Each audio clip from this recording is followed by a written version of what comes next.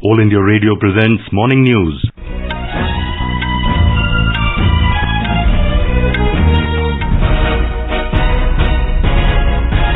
Good morning. I'm V. Ravi Kumar and with me is Prashant Kumar Sinha. The headlines. Prime Minister Narendra Modi to address inaugural session of Joint Conference of Chief Ministers and Chief Justices of High Courts this morning. Prime Minister meets Sikh delegation at his residence in New Delhi, says Sikh community strengthens bond between India and other countries. Government to launch indigenously developed e-commerce network in 100 Indian cities to provide millions of kirana stores and consumers an alternative to multinational platforms such as Amazon and Flipkart. Index of 8 core industries posts robust growth of 10.4% during last fiscal.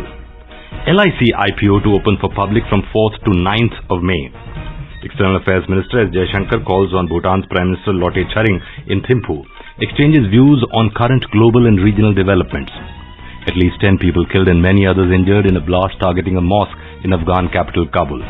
PV Sindhu enters semi-final of women's singles event at Asia Badminton Championships in Manila. And in IPL cricket, Lucknow Super Giants beat Punjab Kings by 20 runs in Pune.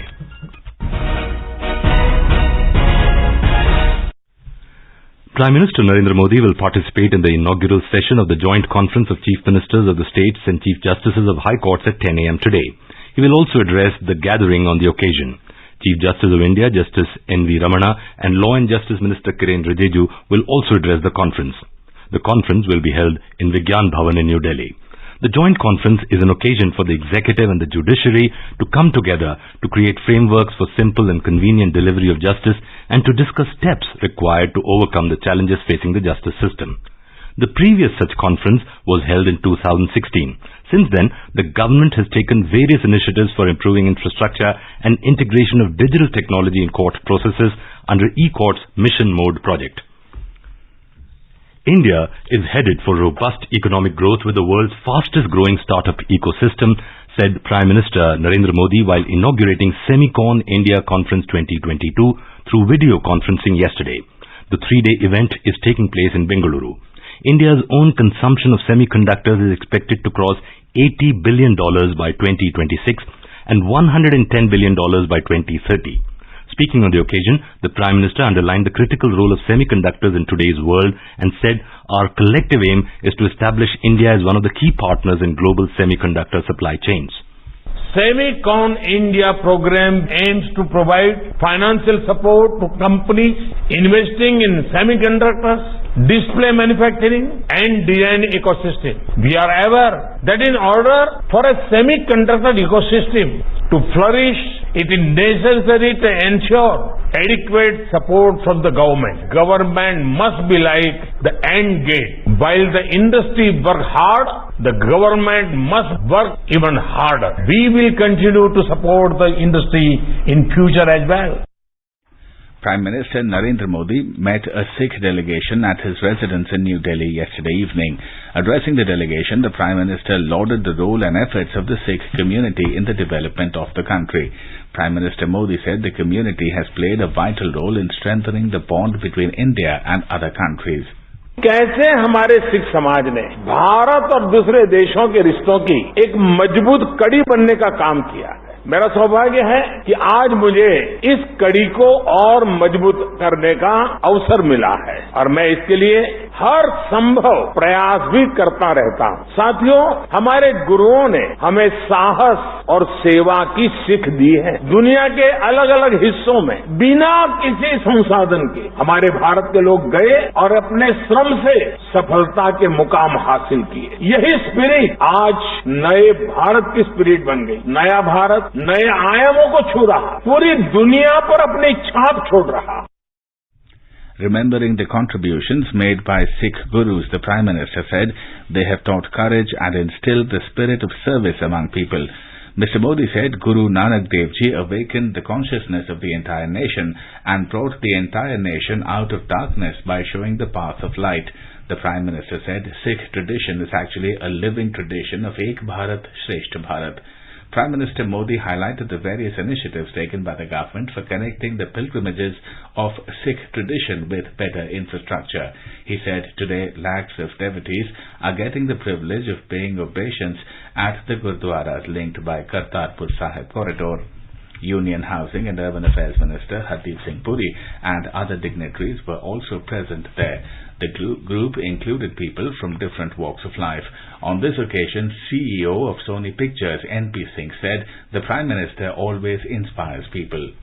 माननीय प्रधानमंत्री महोदय का शुक्रिया अदा करना चाहूंगा कि उन्होंने सद्भावना इवेंट ऑर्गेनाइज करने की अनुमति दी और दुनिया भर से सिख यहाँ पे आकर इकट्ठे हुए और प्रधानमंत्री से मिलकर हमेशा बहुत अच्छा लगता है और उनकी जो बातें होती हैं बहुत इंस्पायरिंग होती हैं। जो उन्होंने कहा आखिर में बहुत इंस्पिरेशनल था। हम सबको प्रेरणा मिली कि जिस मेहनत और शिद्दत से हम लोग अभी तक नेशन बिल्डिंग करते रहे हैं, आगे भी ऐसे करते रहेंगे तो ये देश किसी से पीछे नहीं रह सकता। President of Punjab Sahitya Academy, Dr. Sarabjit Kaur, said Prime Minister Narendra Modi has taken several steps for the Sikh community. ये जो सद्भावना वाला माहौल था ये बहुत अच्छा लगा हमें और इससे जो टोटल सिख कम्युनिटी की जो उनकी अच्छी चीजें हैं जो उन्होंने देश के लिए समाज के लिए किया वो भी सामने आई और मोदी जी ने किया है पंजाबी समाज के लिए सिख समुदाय के लिए विशेष तौर पे वो करतारपुर साहब का लांगा और भी गुरु तेग बहादुर जी का लाल किले से जो प्रोग्राम हुआ। तो इस तरह से वो सारी बातें सिखों को बहुत अच्छी लगी। Index of 8 core industries, ICI, posted robust growth of 10.4% during 2021-2022 fiscal as compared to the corresponding period of the previous financial year. A desk report.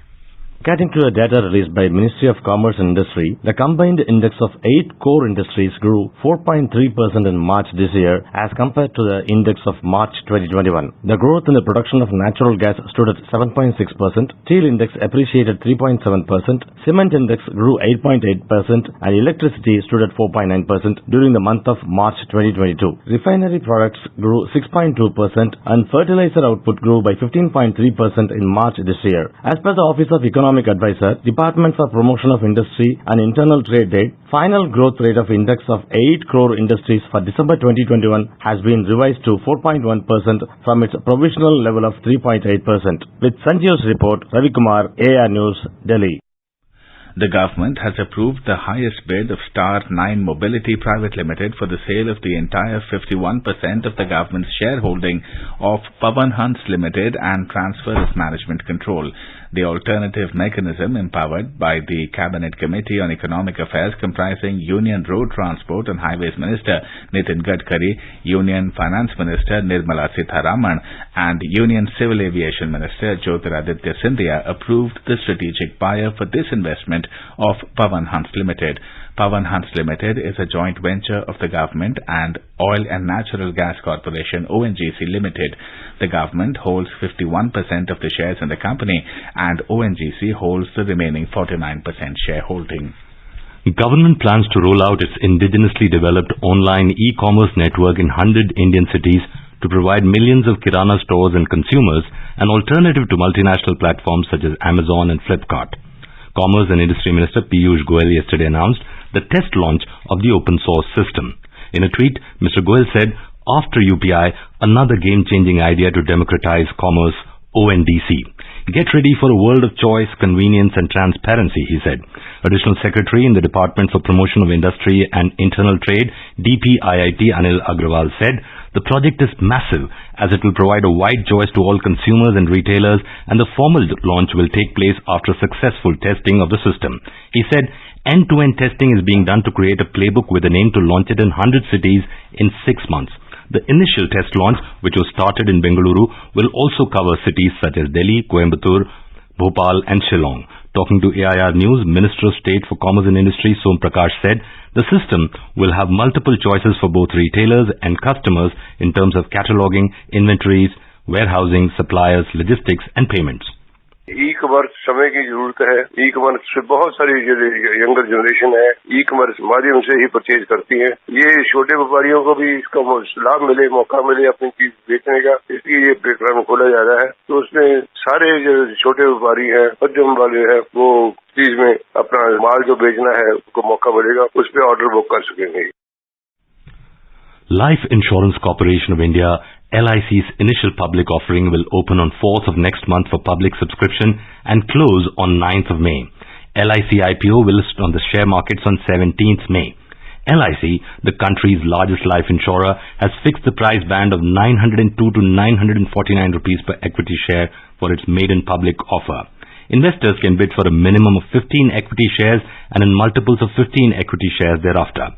The LIC has offered a discount of 45 rupees per equity share for retail and eligible employee category and 60 rupees per equity share to policyholder category. The floor price is 90.2 times the face value of the equity share and the cap price is 94.9 times the face value of the equity share. With this IPO, which is through an offer for sale or OFS route, the government is looking to divest its 3.5% stake in the insurer by selling 22.13 crore shares. Addressing the media in New Delhi, Secretary in the Department of Investment and Public Asset Management, Tuhinakant Pandey, said the LIC IPO is going to be the biggest public offering in the country. He said it is the government's commitment of wider public participation in government ownership. It will be high value enhancing for LIC in the long run. And the current IPO is, of course, the first step of long-term value creation for LIC shareholders. And we expect significant retail participation in one of the most valuable corporations. The Coal Ministry has said that sufficient coal stock with coal companies is available in the country. The ministry said coal stock at Coal India Limited is 56.7 metric tons and Singareni Collieries Company is 4.3 metric tons. It said coal stock at captive coal blocks is about 2.3 metric tons. All India Radio News has launched a new weekly interactive program, Abhyas, for competitive examinations. It is aimed at reaching out to students and job seekers preparing for competitive examinations. The program is in Hindi and is broadcast on every Saturday between 9:30 to 10 p.m. Every week a subject is chosen. Students can ask questions through WhatsApp or via email, and the guest speaker or expert responds to their queries. Questions on each subject are selected on the basis of crowdsourcing from the students across the country. The program also includes segments like Explainer, Fact File, Examination Calendar and Question of the Week. The 5th episode of the program will be aired today. The topic for this episode is Sociology. All India Radio News has got an overwhelming response for the show, with questions received from across the country. Dr. V. Rajyalakshmi, Associate Professor for Sociology from Delhi University, will be responding to the queries of the aspirants. The 5th episode of Abhyas will be on air on 100.1 FM Gold at 9:30 p.m. today. Listeners can access it on Twitter at AIR News Alerts or on AIR News Official YouTube channel and also on the News on AIR app. Also, for the next episode on the 7th of May, the subject chosen is Public Administration.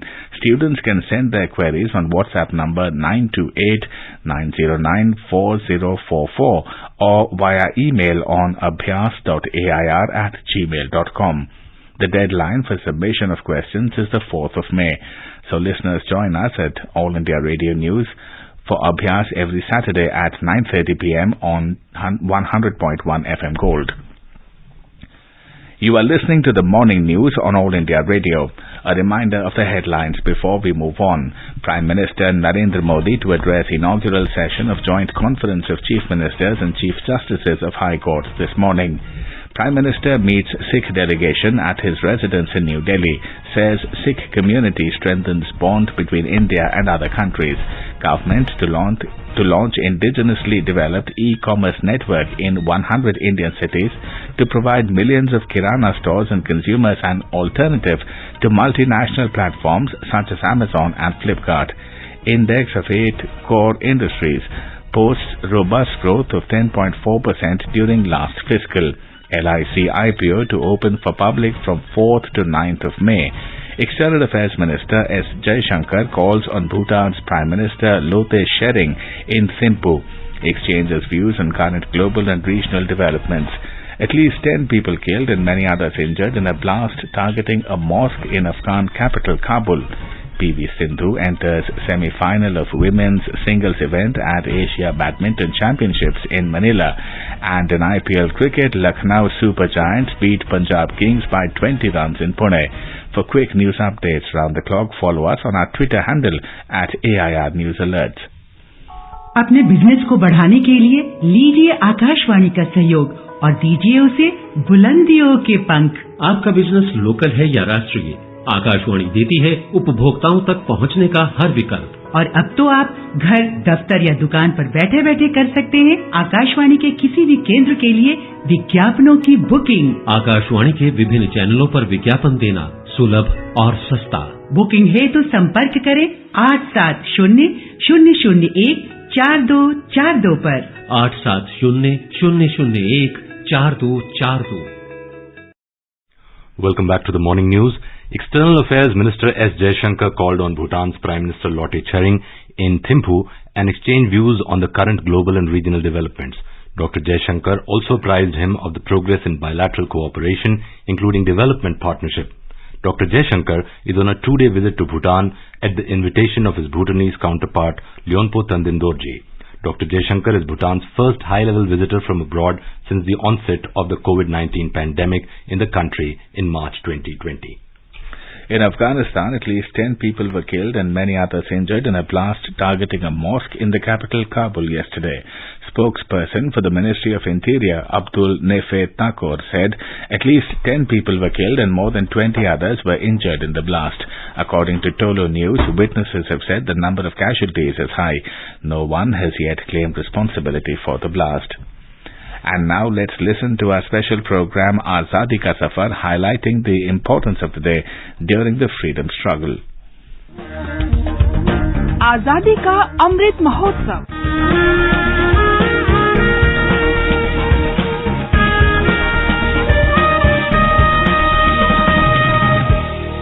Azadi Ka Safar with AIR News. Birth of a nation. India's glorious freedom struggle is one of the greatest struggles the modern world has ever witnessed. AIR News brings you a glimpse of this struggle every day.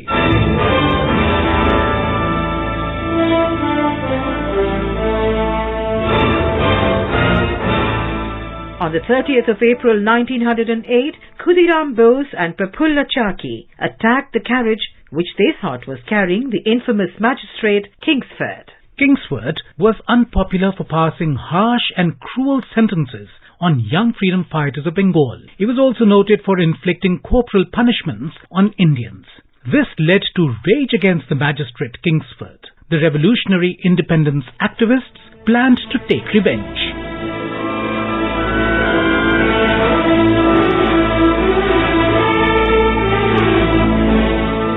Prafulla Chaki and Khudiram Bose were chosen for the assassination of Kingsford, who was posted as magistrate in Muzaffarpur. Khudiram Bose and Prafulla Chaki adopted different names to escape the British intelligence officers. Khudiram took the name of Haren Sarkar and Prafulla Chaki disguised himself in the name of Dinesh Chandra Roy. Both the young boys took up residence in a dharamshala. In the ensuing days, Prafulla and Khudiram monitored the activities and daily routine of Magistrate Kingsford. The two revolutionaries successfully hid their identities for over 3 weeks. Initially, the plan was to throw a bomb in the court, but later it was changed to avoid injuries to civilians present in the court. They decided to attack Kingsford in front of the British Club. Pretending to be schoolboys, they surveyed the park situated opposite the British Club. On the evening of 29th of April, Khudiram and Prafulla were in place to execute their plans. However, on this occasion, they were noticed by a constable. On the fateful day of the 30th of April 1908, Kingsford and his wife were accompanying the daughter and wife of another British barrister, Pringle Kennedy, in the park. In the evening, the families decided to leave. Kingsford and his wife were in one carriage, and Mrs. Kennedy and her daughter in another. However, the two carriages were identical. As their carriages reached the European Club, Khudiram and Prafulla ran towards the carriage and threw the bombs.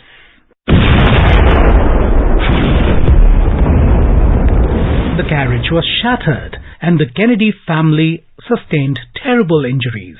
Magistrate Kingsford was lucky to escape the bomb.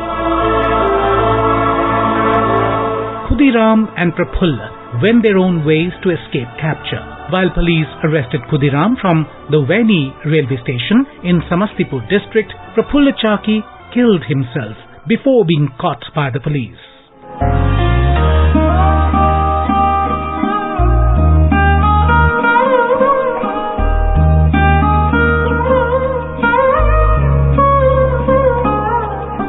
Gandhiji shifted to Sevagram Ashram in Wardha on the 30th of April 1934. When Gandhiji started his Padayatra in 1930 from Sabarmati Ashram to Dandi for the Salt Satyagraha, he had decided not to return to Sabarmati till India attained independence. When Gandhiji was released from prison after 2 years, as India was yet to gain independence, he decided to make a village in central India his headquarters. He came to Wardha in 1934 at the invitation of Jamnalal Bajaj. On the 30th of April 1936, Gandhiji established his residence in the village Shegam. There was another village in this region named Shegam, made famous by the residents of Sant Gajanan Maharaj. So Gandhiji's letters used to get misdirected. Therefore, it was decided in 1940 to rename this village as Sevagram, meaning the village of service.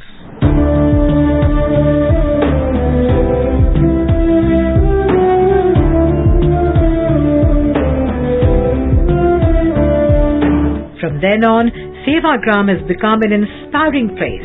Many decisions on important national matters and movements were taken at Sevagram. It became the central place for a number of institutions for nation-building activities devised by Gandhiji to suit the inherent strength of our country.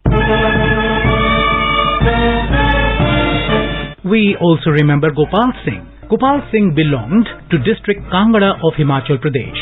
He formerly served in the Dogra regiment of the British Indian Army. Gopal Singh voluntarily joined the Indian National Army and served in the infantry group. He was killed on the 30th of April 1946.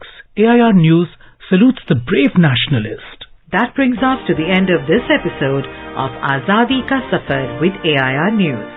See you in the next episode tomorrow.